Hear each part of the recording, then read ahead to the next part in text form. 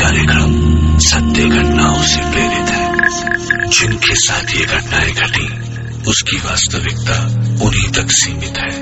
भूत प्रेतों और अपसामान्य विषयों के होने पर चैनल कोई दावा नहीं करता और न ही प्रोत्साहन करता है।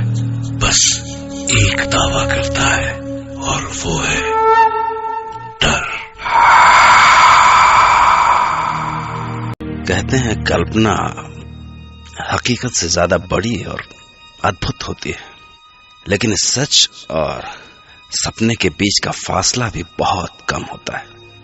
कई बार हमारे साथ घटी घटनाएं हमारे लिए तो हकीकत होती हैं, पर औरों के लिए कोरी कल्पना। मैं डॉक्टर नागर, पेशे से मनोवैज्ञानिक और पैशन से ह्यूमन माइंड का फैन, हर रात आपके पास लेकर आऊंगा मुझसे मिले कुछ लोगों की आप बीती, कुछ घटनाएं, कुछ किस्से जिन्हें सुन के आप भी सोचने लगेंगे कि क्या वो सच था। आज हम सुनेंगे मुंबई से अनुज जोशी की कहानी। अनुज, जो भूत प्रेतों की बातों पर विश्वास नहीं करते थे। वो रात थी 16 दिसंबर 2007 की। मैं मुंबई पुणे एक्सप्रेसवे पर तकरीबन 100 के ऊपर की स्पीड से मुंबई वापस आ रहा था। बारिश में गाड़ी तेज चलाने का मजा ही कुछ और है। पर मेरी लाइफ में आगे क्या होने वाला था मुझे उसका बिल्कुल भी अंदाजा नहीं था।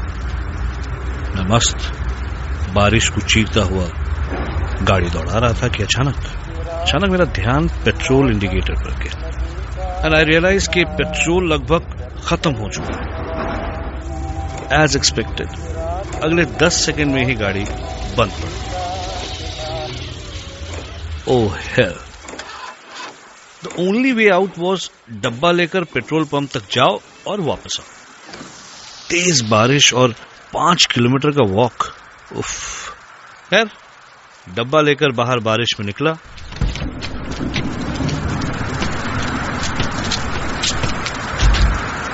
भगवान का नाम लिया और चल पड़ा।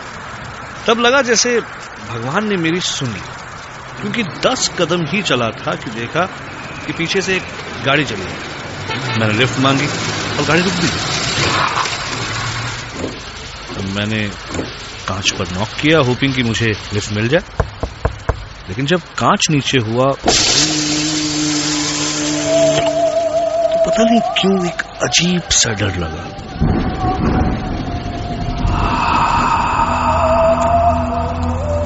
अंदर झांक के देखा तो सिर्फ एक बूढ़ा आदमी गाड़ी चला रहा था। नीला सूट, नीली हैट और बड़ी बड़ी आंखें। हेलो, मैंने कहा।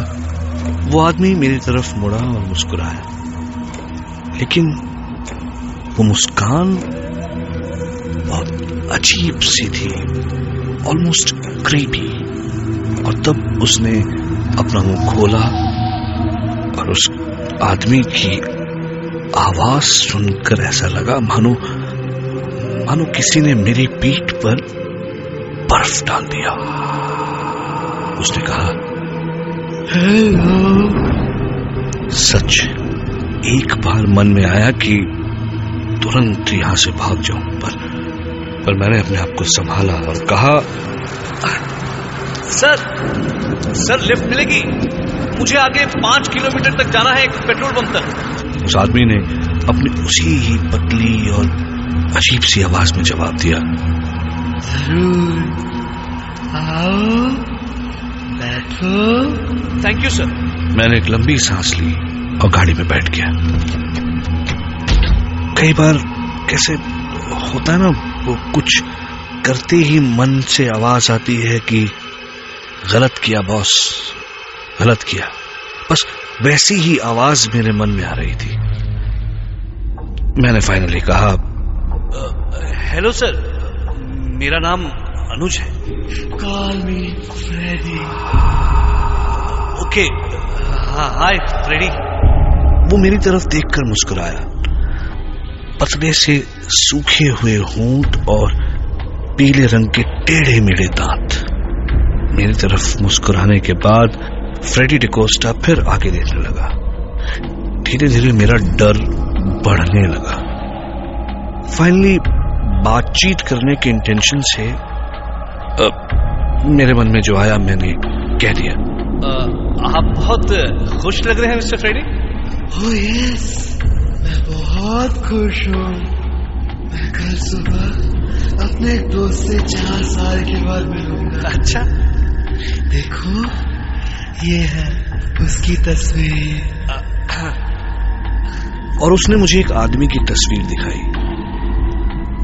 मोटा सा आदमी, उम्र लगभग 50। ओह, तो इसलिए फ्रेडी मुस्कुरा रहे थे। मेरी जान में जान आई। थोड़ा गिल्टी भी फील हुआ, लेकिन इससे पहले मैं कुछ कहता सामने पेट्रोल पंप आ गया। मैंने फाइनली फ्रेडी से कहा, एक बार फिर से thank you sir. Oh sorry Freddy. That is alright. अगर तुम्हें कभी भी मुझसे बात करनी हो तो यू कैन कॉल मी। और मेरे हाँ या ना कहने से पहले ही उसने अपनी जेब से कुछ कागजों का बंडल निकाला। काफी पुराने कागज थे वो, और उनमें से उसने एक कागज का कोना फाड़ा और उसमें लिखा फ्रेडी डिकोस्टा और अपना टेलीफोन नंबर और बैंड्रा वेस्ट का अपना एड्रेस। मुझे कागज दे दिया। मैं जैसे ही उतरा उसने अपनी उसी डरावनी आवाज में कहा, फिर मिलेंगे, बाय।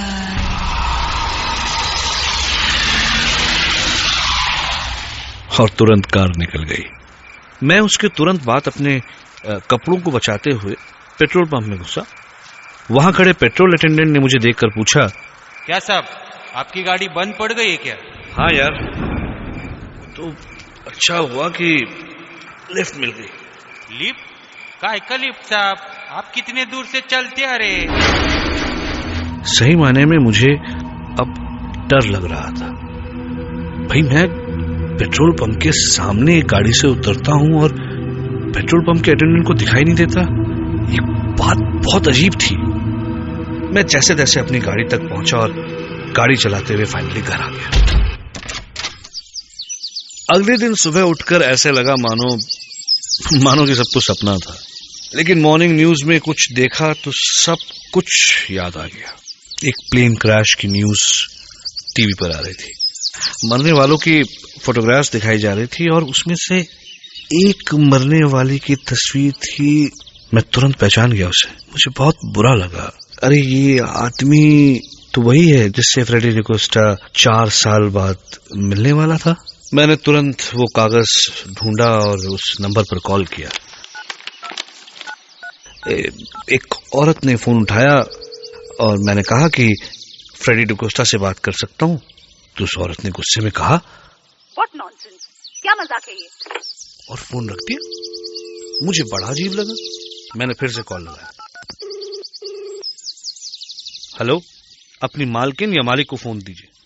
और ये कोई बात करने का तरीका है? सामने से औरत ने मुझसे भी ज्यादा गुस्से में कहा, Do you know? आप मेरे हस्बैंड फ्रेडी डिकोस्टा के बारे में बात कर रहे हैं, जिन्हें मरे 4 साल हो चुके हैं। मुझे अचानक ऐसे लगा जैसे मैं अपनी सीट के अंदर ही धंसता जा रहा हूं। कुछ समझ नहीं आया। गला सूख गया। कल रात जो मुझे मिला, कहीं वो फ्रेडी का। अब सिर्फ एक ही चारा बाकी था कि मैं उसकी बीवी से जाकर मिलूं।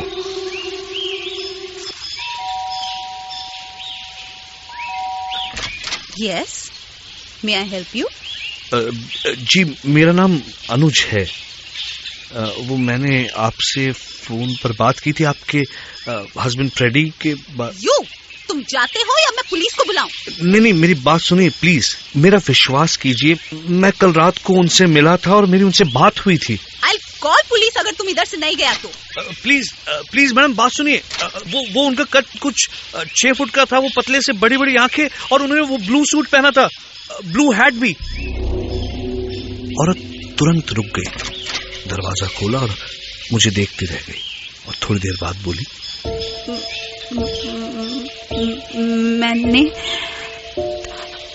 दफनाते हुए यही कपड़े पहनाए थे उन्हें। तब उन्होंने मुझे बताया कि 4 साल पहले आज ही के दिन फ्रेडी डिकोस्टा ने खुदकुशी कर ली थी। यानी आज उन्हें मरे हुए 4 साल हो चुके थे। पहले रोज सुबह उठकर मेरे को आई लव यू बोला करता था, लेकिन एक दिन सुबह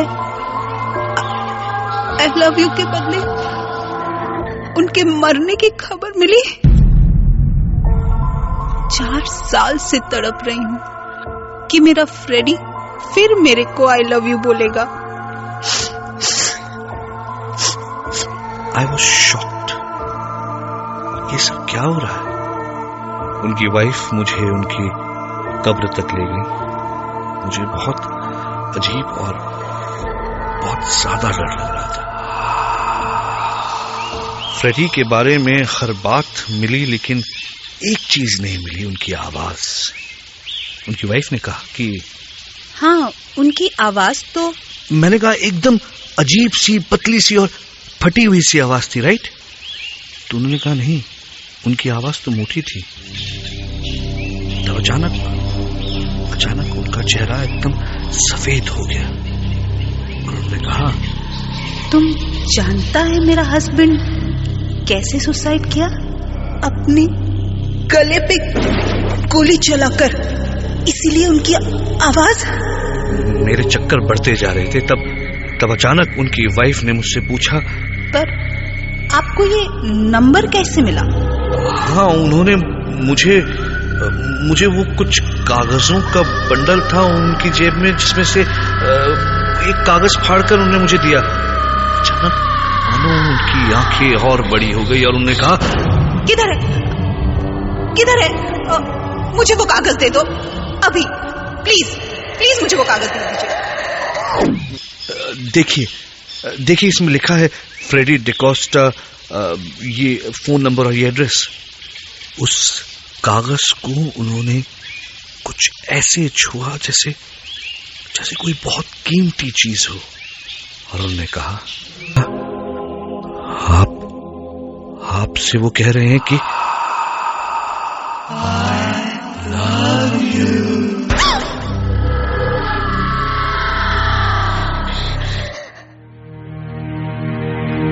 हमारी चेतना पर किसी का जोर नहीं है।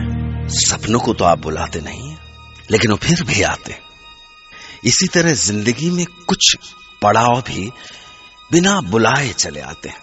क्या सच में फ्रेडी डिकोस्टा मरने के बाद भी अनुज से मिले? अगर नहीं, तो उसके पास वो कागज कहां से आया?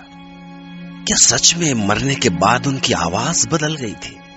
और क्या सच में उन्होंने अनुज के जरिए अपने प्यार का इजहार किया? कुछ बातें हमें खुली आंखों से नहीं, खुले मन से दिखती हैं। ऐसे में दिमाग तो सन्न रह जाता है और मन में सिर्फ एक सवाल दे जाता है। खैर, मैं डॉक्टर नागर कल रात आपसे फिर मिलूंगा एक नई सच्ची घटना के साथ। फिर मिलेंगे। बाय।